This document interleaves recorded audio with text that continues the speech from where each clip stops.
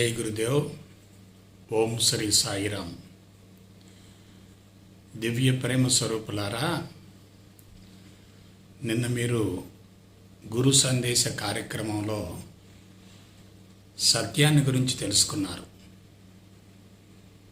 ఈరోజు సత్య దర్శనాన్ని గురించి తెలుసుకోబోతున్నారు. సత్యానికి సత్య దర్శనానికి మధ్య స్పష్టమైన వ్యత్యాసం ఉంటుంది. సత్యం అంటే మారనిది, మార్పులకు గురి కానిది, నిరంతరం కొనసాగేది, సనాతనమైనది.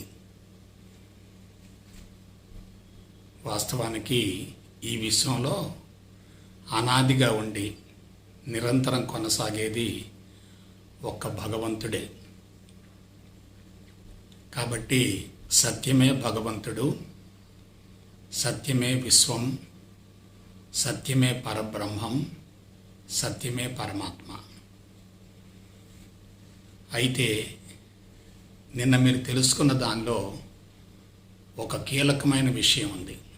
అదేమిటంటే, సత్యం నుండి భౌతిక జగత్తు ఆవిర్భవించి అది రూపాంతరం చెంది తిరిగి మరలా సత్యంలో కలిసిపోతుంది. సత్యం కంటికి కనిపించదు, భౌతిక జగత్తు మాత్రం స్థూలంగా ఉండి కంటికి కనిపిస్తూ ఉంటుంది. ఆ భౌతిక జగత్తు నిరంతరం మార్పులు చెందుతూ ఉంటుంది. కాబట్టి విశ్వంలో రెండున్నాయి. ఒకటి కనిపించేది, రెండవది నడిపించేది. కనిపించే దానిని ఆధేయం అనుకుంటే నడిపించేది ఆధారం అవుతుంది. అవి రెండు ద్వంద్వాలు, విభిన్నమైనటువంటి అంశాలు. అయితే ద్వంద్వము అంటే ద్వైతాన్ని సృష్టిస్తుంది. భగవంతుడు ఒక్కడే, ఇద్దరు భగవంతుళ్ళు ఎక్కడా ఉండరు. కాబట్టి ఏకత్వంతో కూడినటువంటి భగవంతుణ్ణి రెండుగా విభజించటం వల్ల ద్వంద్వాలు ఏర్పడి ద్వైతం కనిపిస్తుంది. సత్యదర్శనం అంటే ఏమిటి? ద్వైతాన్ని వదిలివేసి అద్వైతంలో జీవించడమే. ఉన్నది ఒక్కటే, రెండు లేవు, రెండవది లేదనేటటువంటి భావంతో రెండింటినీ కలిపి ఏకత్వాన్ని చూడడమే సత్యదర్శనం అంటే. ఇక్కడ మీరు ఒక విషయాన్ని గమనించాలి. వేదాంతం అనేది పరస్పర విరుద్ధమైన అంశాలతో కూడి ఉంటుంది. అందుకే సామాన్య మానవులకు అది అవగాహన కావటం చాలా కష్టం. అందున ఉపనిషత్తుల సారం చాలా స్వచ్ఛమైంది. దానిని అవగాహన గావించుకొని అనుభవంలోనికి పొందటం అంటే ఒక రకంగా కత్తి మీద సాము లాంటిదే. అయితే నడిపించేది ఒకటి ఉంటుంది, కనిపించేది మరొకటి ఉంటుంది. కనిపించేది నిరంతరం మార్పులు చెందుతూ ఉంటుంది. వేదాంత పరంగా విశ్లేషించుకుంటే నిరంతరం మార్పులు చెందే దానిని మాయా అన్నారు. ఎందువల్ల? అది రూపనామాలతో కూడి ఉంటుంది, రంగులు ఉంటాయి, మార్పులు చేర్పులు జరుగుతూ ఉంటాయి. అవి నిరంతరం స్థిరంగా ఉండక పరిణామం చెందుతూ ఉంటాయి. ఈ విశ్వంలో మారేది ఏదైనా మాయకు ప్రతిరూపమే. మారకుండా నిశ్చలంగా ఉండేదే సత్యం అవుతుంది. అయితే ఎవరైతే భౌతిక దృష్టితో విశ్వాన్ని గమనిస్తూ ఉంటారో వాళ్ళు రూపాలకు, నామాలకు, ఆకారాలకు, మార్పులకు, చేర్పులకు ఆకర్షింపబడతారు. ఎందువలనంటే మారేదానికే జ్ఞానం ఉంటుంది, మారకుండా నిశ్చలంగా ఉండేదానికి ఎటువంటి జ్ఞానం ఉండదు. మారేదంతా ఇంద్రియ పరిధిలో ఉంటుంది. ఇంద్రియ పరిధిలో ఉందంటే అది మనసును బలోపేతం చేస్తుంది. మరి సత్యాన్ని మనం తెలుసుకోవాలంటే మాయను అధిగమించగలగాలి. భౌతిక జగత్తు నుండి పూర్తిగా విడిపోవాలి. అందుకని ఋషులు ఏం చేశారంటే మార్పులు చెందేదానిని మాయగా అభివర్ణించారు, నిశ్చలంగా ఉన్నదానిని సత్యంగా వ్యక్తీకరించారు. ఇప్పుడు మనం ఈ మాయను అధిగమించటం ఎట్లా, మాయ నుంచి బయటపడటం ఎట్లా? మనం మాయను వ్యతిరేకిస్తూ ఉన్నాం అనుకోండి, అది మన మనసులో బలపడుతుంది. మాయను వ్యతిరేకిస్తూ సత్యాన్ని అనుభవంలోకి పొందటం అనేది సాధ్యం కాదు. మనం మాయను వద్దు అనుకుంటూ ఉంటాం, సత్యాన్ని కావాలి అనుకుంటూ ఉంటాం, ఒకదాన్ని వ్యతిరేకిస్తూ ఉంటాం, మరొక దాన్ని ఆశిస్తూ ఉంటాం. ఆశించింది లభించినప్పుడు సంతృప్తి ఉంటుంది, లభించినప్పుడు అసంతృప్తి ఉంటుంది. కనిపించే స్థూల జగత్తును వ్యతిరేకిస్తూ ఉంటే ఘర్షణ జరుగుతుంది. మనసులో లోతైనటువంటి అభిప్రాయం ఏర్పడుతుంది. లోతైన అభిప్రాయం ఏర్పడదంటే దానిని తొలగించడం చాలా కష్టం. అయితే ఈ మాయ నుండి బయటపడి సత్యదర్శనం గావించుకోవటం ఎట్లా? మాయ నుండి బయటపడి సత్యదర్శనం గావించుకోవడం ఎలా? ఇది చాలా కీలకమైన అంశం. చూడండి, సత్యం నుండి భౌతిక జగత్తు ఆవిర్భవించి సృష్టి స్థితి లయలకు అనుగుణంగా రూపాంతరం చెంది తిరిగి మరలా ఆ సత్యంలో కలిసిపోతున్నప్పుడు భౌతిక జగత్తు కూడా సత్యమే కదా. సత్యం నుండి భౌతిక జగత్తు ఆవిర్భవించి సృష్టి స్థితి లయలకు అనుగుణంగా రూపాంతరం చెంది అది మరలా తిరిగి సత్యంలో కలిసిపోతున్నప్పుడు భౌతిక జగత్తు కూడా భగవంతుడే కదా. మనం భగవంతుడు అనుకుంటే స్వీకరిస్తాం, మాయా అనుకుంటే వ్యతిరేకిస్తాం. కాబట్టి సత్యం నుండి ఆవిర్భవించి తిరిగి మరలా సత్యంలో కలిసిపోయేది ఏదైనా సత్యానికి భిన్నం కాదు, వేరు కాదు, అతీతం కాదు. ఒక చిన్న ఉదాహరణ, మట్టి ద్వారా అనేక రకాల కుండలు ఏర్పడతాయి.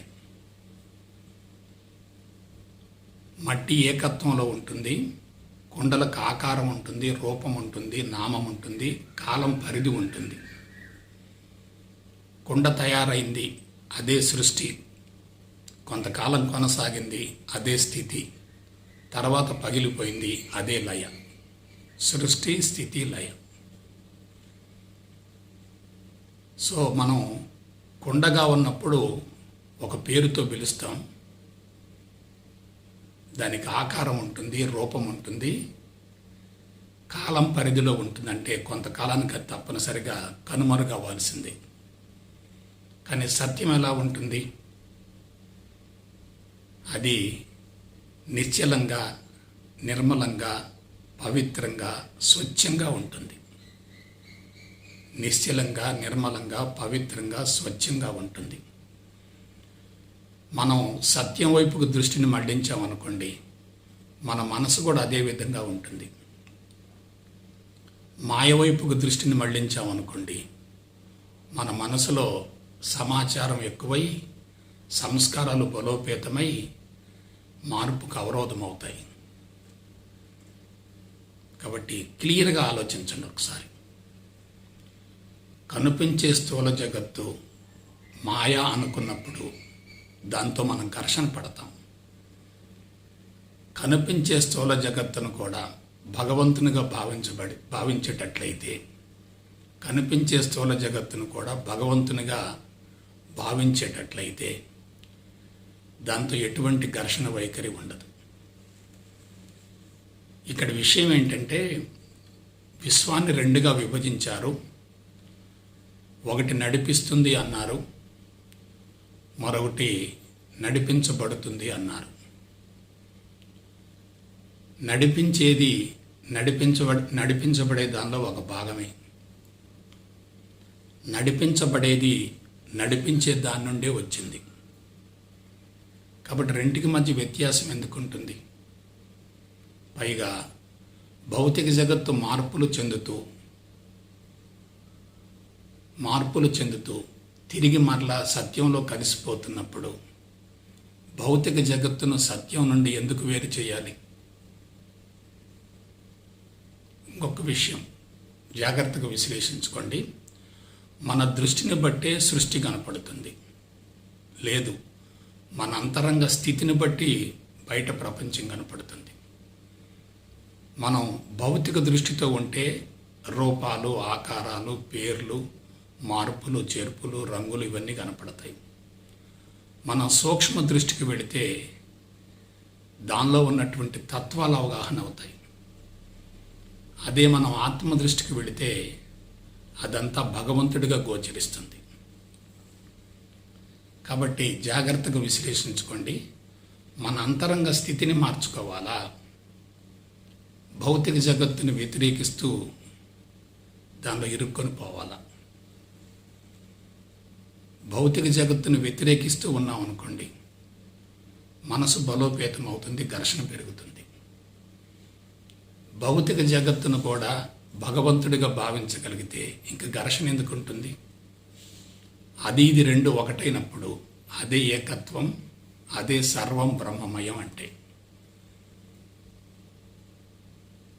ఇంకొక విశేషం, పదార్థాన్ని విభజించుకుంటూ చిట్ట చివరికి వెళ్ళేటట్లయితే అంత్య ప్రమాణాలు ఏమిటంటే అణువులు, పరమాణువులు. ప్రతి అణువులో అనేక పరమాణువులు ఉంటాయి. ప్రతి పరమాణు లోపల భాగంలో 3 రకాల రేణువులు ఉంటాయి. అవే ఎలక్ట్రాన్స్, ప్రోటాన్స్, న్యూట్రాన్స్. ఈ రేణువులు ఎలా ఏర్పడ్డాయి? ప్రాణశక్తి ఘనీభవనం చెందడం ద్వారా ఏర్పడ్డాయి. ఆ ప్రాణశక్తి ఎక్కడి నుంచి వచ్చింది? సత్యం నుండే వచ్చింది, భగవంతుడి నుండే వచ్చింది.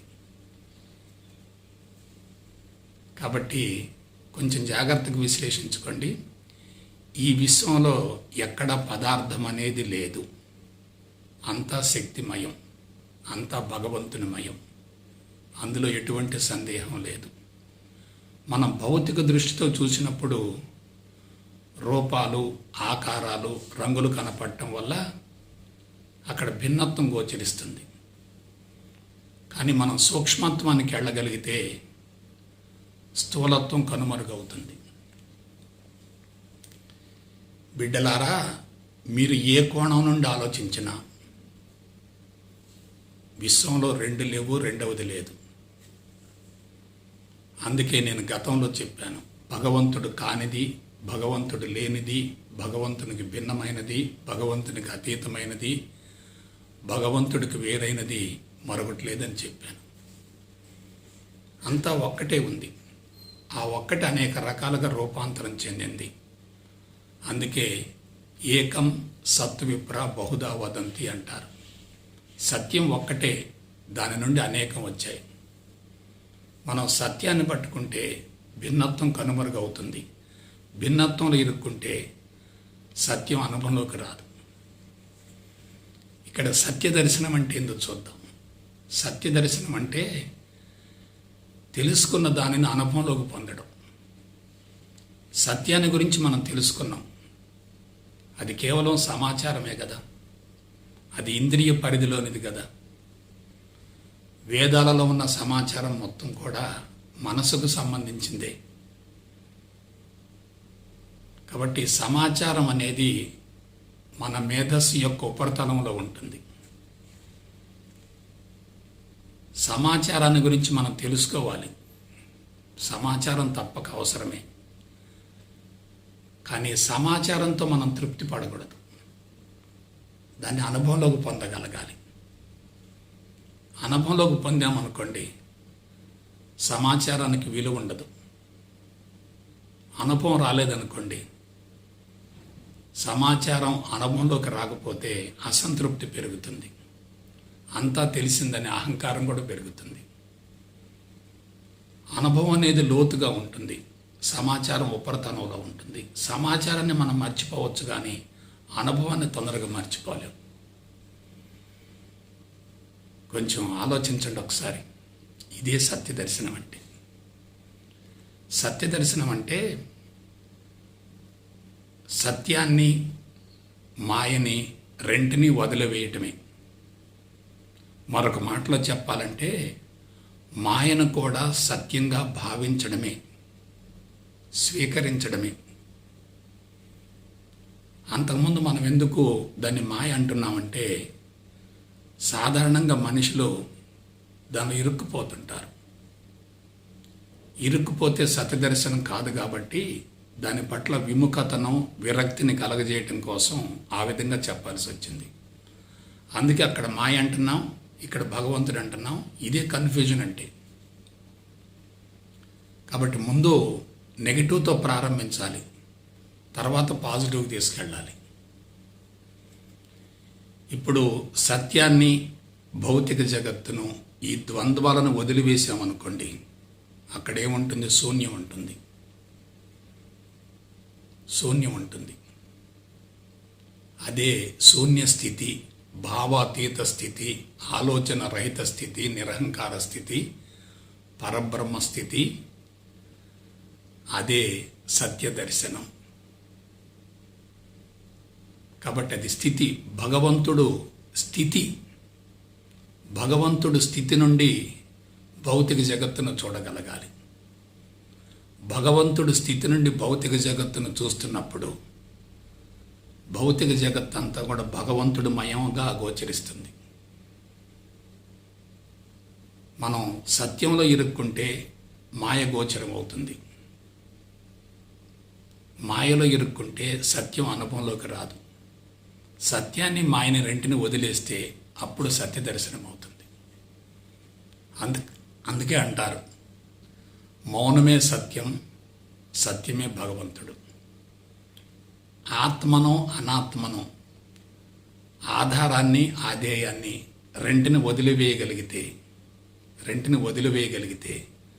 అక్కడ ఉండేది శూన్యమే కదా. శూన్యంలో సమాచారం ఉండదు, మాటలు ఉండవు, శబ్దాలు ఉండవు. అదే సంపూర్ణ మౌనం అంటే. కాబట్టి సంపూర్ణ మౌనమే సత్యం, ఆ సత్యమే భగవంతుడు. అయితే గురూజీ, ఇది వినటానికి చాలా బాగుంది, కానీ లౌకిక జీవితంలో దీన్ని అన్వయించుకోవటం ఎట్లా? చాలా కీలకమైన విషయం. ఎందుకంటే మనకు ఆధ్యాత్మిక జీవన విధానం ఎంత ముఖ్యమో లౌకిక జీవితం కూడా అంతే ముఖ్యం. లౌకిక జీవితాన్ని విస్మరించి ఆధ్యాత్మిక మార్గంలో పరిణతి చెందటం అనేది సాధ్యం కాదు. లౌకిక జీవితంలో మనం రూపాలు చూస్తూ ఉన్నాం, భిన్నత్వాన్ని చూస్తూ ఉన్నాం, రంగులు చూస్తూ ఉన్నాం, సంఘటనలు చూస్తూ ఉన్నాం, సన్నివేశాలను చూస్తూ ఉన్నాం. సమాచారం విపరీతంగా ఉంటుంది. నిన్నటి సమాచారం ఇవాళ ఉండదు, ఇవాళ సమాచారం రేపు ఉండదు. క్షణక్షణానికి మార్పులు జరుగుతూ ఉంటాయి, క్షణక్షణానికి సమాచారం కూడా మారుతూ ఉంటుంది. మరి అటువంటి స్థితిలో దాన్ని వదిలేసి కానీ, దాన్ని భగవంతుడిగా భావించి కానీ సత్యదర్శనం గావించుకోవటం సాధ్యమవుతుందా? నేను ఒక్క విషయం చెప్తున్నాను. సత్యాన్ని గురించి శాస్త్రయుక్తంగా తెలుసుకొని సత్యదర్శనం గావించుకున్న తర్వాత శూన్య స్థితి నుండి మన దైనందిన కార్యక్రమాలను నెరవేర్చుకోవచ్చు. మనం కదలకుండా ఉండటం కాదు, గంటల తరబడి, రోజుల తరబడి సాధనలో కూర్చోవటం కాదు. ఒక స్థితికి చేరాలి. ఆ స్థితి నుండి మన దైనందిన కార్యక్రమాలు నెరవేర్చుకుంటూ ఉండాలి. లౌకిక జీవితం నియమబద్ధంగా ఉంటే ఆధ్యాత్మిక జీవితం అతి సులభం అవుతుంది. లౌకిక జీవితం అస్తవ్యస్తంగా ఉంటే మన సాధన కూడా అదే తరహాలో ఉంటుంది, పరిణతి చెందే ప్రసక్తే లేదు. అందుకని మనం ఏం చేయాలి? ఆత్మస్థితి నుండి, సత్య దర్శనం నుండి లౌకిక జీవితాన్ని కొనసాగించగలగాలి. ఇంకొక విషయం చెప్తున్నాను. మనసులో ఏదైతే ఉందో మాటల్లో అదే చెప్తూ, మాటల్లో చెప్పేదానిని జీవితంలో ఆచరించగలిగితే, మనసు, మాట, జీవితం 3 ఒకే రకంగా ఉంటే అదే సత్యవంతమైన జీవితం. అదే సత్యవంతమైన జీవితం. మనసులో ఒకటి ఉండి మాటలు మరొక రకంగా ఉంటే అది అంతరాత్మకు విరుద్ధమైన జీవన విధానం అవుతుంది. శక్తి హరించుకుపోతుంది. అదే మాయను బలోపేతం చేస్తుంది. మాటల్లో చెప్పింది ఆచరించామనుకోండి, శక్తి పెరుగుతుంది. చెప్పిందని ఆచరించలేదనుకోండి, అంతరాత్మలో ఘర్షణ జరిగే శక్తి హరించుకుపోతుంది. కాబట్టి మనసు, మాట, పనులు 3 ఒకే రకంగా ఉంటే దానినే త్రికరణ శుద్ధి అంటారు. త్రికరణ శుద్ధి అంటారు. ఇప్పుడు మీకు ఒక విషయం చెప్తున్నాను.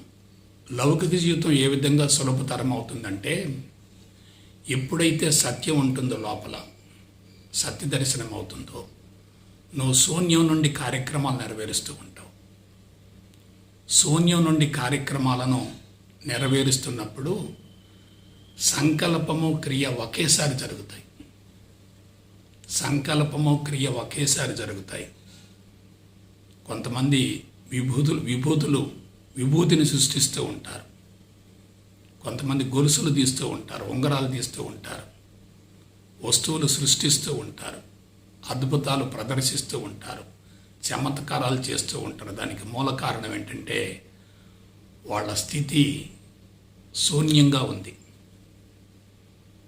కాబట్టి ఆ స్థితిలో ఉన్నప్పుడు మనసులో సంకల్పించింది సునాయాసంగా నెరవేరుతుంది. అందుకే సత్యప్రతిష్ఠాయాం క్రియాఫలాశ్రయత్వం అన్నారు. సత్యవంతంగా జీవించే వ్యక్తులు ఎంతటి మహోన్నత కార్యక్రమాన్ని చేపట్టినా అవి సునాయాసంగా, సులభంగా నెరవేరుతాయి. నిరంతరం అబద్ధాలు చెప్పేవాళ్ళు, అంతరాత్మకు విరుద్ధంగా జీవించేవాళ్ళు, ఒకటనుకుంటే మరొకటి జరుగుతూ ఉంటుంది. అటువంటి వాళ్ళే దేవాలయాల కోసం, గుడుల కోసం, గోపురాల కోసం, స్వామీజీల కోసం, బాబాల కోసం, వాళ్ళ కోసం పరుగులు తీస్తూ ఉంటారు. ఎందుకంటే వాళ్ళు అనుకున్నది జరగలే. అనుకున్న దానికి భిన్నంగా జరిగింది కాబట్టి ఆశాభంగం చెంది ఆ విధంగా పరుగులు పెడుతూ ఉంటారు. అంతా నీలో ఉన్నప్పుడు, అండపిండ బ్రహ్మాండం అంతా నీవే అయినప్పుడు, నీకు భిన్నంగా విశ్వంలో ఏమీ లేనప్పుడు నువ్వు అనుకున్నది సునాయాసంగా నెరవేరుతుంది. సాధన అంటే ఏంటనుకున్నారు? సత్య దర్శనం గావించుకోవటమే సాధన. సత్యం సిద్ధాంతపరంగా ఉంటుంది, సత్య దర్శనం అనుభవంలోకి వస్తుంది. సత్య దర్శనం అయిన తర్వాత, అనుభవంలోకి వచ్చిన తర్వాత ఇంక నువ్వు ఏం సాధన చేయాలి? ఎవరి కోసం సాధన చేయాలి? దేనిని గురించి సాధన చేయాలి? కాబట్టి సాధనలో చాలా ప్రమాదకరమైన అంశం ఉంది. నాకు తెలిసినంత వరకు సాధన చేసే వాళ్ళందరూ కూడా ఆశించి చేస్తూ ఉంటారు. ఆశించింది లభించింది అనుకోండి, సంతృప్తి ఉంటుంది. లభించలేదనుకోండి, అసంతృప్తి ఉంటుంది. కాబట్టి మనం ఒకటి కోరుకొని మరొకటి వచ్చినప్పుడు అసంతృప్తికి లోనవుతూ ఉంటాం. అనుకున్నది నెరవేరింది అనుకోండి, శక్తి పెరుగుతూ ఉంటుంది. ఇంకొక విషయం, విశ్వమే నేను, నేనే విశ్వం అనే భావన ఉన్నప్పుడు నువ్వు విశ్వశక్తిని గ్రహించగలుగుతావు. విశ్వశక్తిని గ్రహించగలుగుతావు. విశ్వశక్తిని గ్రహించగలిగినప్పుడు నీ సంకల్పాలు సునాయాసంగా నెరవేరుతాయి. పరిమితంగా ఉంటే నెరవేరవు, అనంతంగా ఉంటే నెరవేరుతాయి. అయితే మీకు ఒక అనుమానం రావచ్చు, గురూజీ సమాజం అంతా కూడా కలుషితంగా ఉంది కదా, చుట్టూ నెగిటివ్ ఫోర్సెస్ బాగా ఉన్నాయి కదా, మరి ఈ సిద్ధాంతం ఆకర్షణీయంగా ఉంది కానీ దైనందిన జీవితంలో, లౌకిక జీవితంలో ఇది అమలు జరుగుతుందా? మనం ఎంతవరకు విజయవంతం అవుతాం? దీనిని గురించి మీకు అనుమానం రావచ్చు. అయితే ఒక్క విషయం చెప్తున్నాను, లోపల సత్యం ఉండాలి, బయట సమర్థత ఉండాలి. లోపల సత్యం ఉండాలి, బయట సమర్థత ఉండాలి. ఎందుకు ఉండాలి సమర్థత? మన చుట్టూ నెగిటివ్ ఫోర్సెస్ ఉన్నాయి. ఆ నెగిటివ్ ఫోర్సెస్ను అధిగమించడం కోసం సమర్థత కావాలి. నాకు తెలిసినంత వరకు లౌకిక జీవితంలో సమస్యలు విపరీతంగా పెరుగుతుంటాయి. సమస్యల నుంచి తప్పించుకోవాలి అనుకుంటే అది తమోగుణం. సమస్యలను అధిగమించలేక ఘర్షణ పడుతూ, నిద్రపట్టక, పిచ్చి కోపంతో రెచ్చిపోతూ ఉంటే అదే రజోగుణం. సమస్యలను సమర్థవంతంగా ఎదుర్కోగలిగితే అదే సత్వగుణం. ఇంకొక విషయం, లోపల బయట సమర్థత ఉందనుకోండి, మీరు లౌకిక జీవితంలో మాత్రమే విజయవంతం అవుతారు, కానీ ఆధ్యాత్మిక పురోభివృద్ధి ఉండదు. లోపల బయట సత్యం ఉందనుకోండి, లౌకిక జీవితం చాలా ప్రమాదకరంగా మారుద్ది. మీ మంచితనాన్ని అందరూ సొమ్ము చేసుకునే ప్రయత్నం చేస్తారు. సమర్థవంతంగా ఉన్నవాళ్ళు విజయవంతం అవుతారు, కానీ వాళ్ళలో జీవిత పరమార్థం నెరవేర్చుకునే అవకాశం ఉండదు. లోపల బయట సత్యంగా జీవించే వాళ్ళు లౌకిక జీవితంలో కొన్ని సందర్భాలలో వైఫల్యం చెంది ఆ ప్రభావం ఆధ్యాత్మిక జీవితం మీద పడుతుంది. కాబట్టి అంతరంగంలో సత్యం ఉండాలి, లౌకిక జీవితంలో సమర్థత ఉండాలి. సమాజంలో విజయవంతమైన జీవితాన్ని గడుపుతూ సమాజాన్ని శాసించేటటువంటి వ్యక్తులను మీరు జాగ్రత్తగా గమనించండి. వాళ్ళలో సమర్థత ఎక్కువగా ఉంటుంది, సత్యం తక్కువగా ఉంటుంది. వాళ్ళు ప్రపంచాన్ని మేనేజ్ చేయగలుగుతారు, కానీ తమను తాము మేనేజ్ చేసుకోలేరు. ప్రపంచం అన్ని విధాల బలహీనపడటానికి మూల కారణం మేధావులు సమర్థతను పెంపొందించుకుంటున్నారు, కానీ సత్యం వైపుకు మళ్ళటం లేదు. కాబట్టి లోపల సత్యం ఉండాలి, బయట సమర్థత ఉండాలి.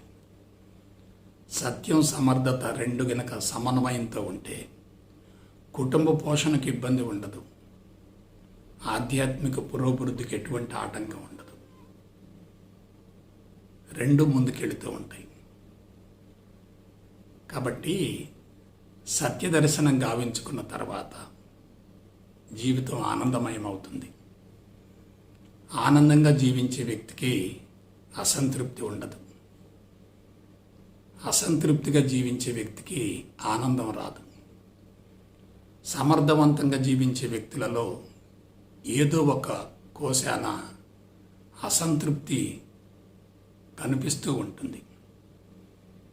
అదే సత్యవంతంగా జీవించే వాళ్ళైతే అసంతృప్తికి అవకాశం లేదు. అసంతృప్తి నుండి నువ్వేం చేసినా నేరం అవుతుంది. సత్యవంతంగా జీవిస్తూ మనం ఏం చేసినా అది యజ్ఞం అవుతుంది. కాబట్టి ప్రేమాత్మ స్వరూపులారా, సత్యదర్శనం గావించుకొని అంతరంగంలో సత్యవంతంగా ఉంటూ లౌకిక జీవితంలో సమర్థతను పెంపొందించుకొని రెండింటిని సమన్వయం చేసుకొని మీ జీవితాలను ఆనందమయం చేసుకుంటారని మనసా వాచ కర్మణ కోరుకుంటూ సెలవు తీసుకుంటారు. జై గురుదేవ్, జై గురుదేవ్, జై గురుదేవ్.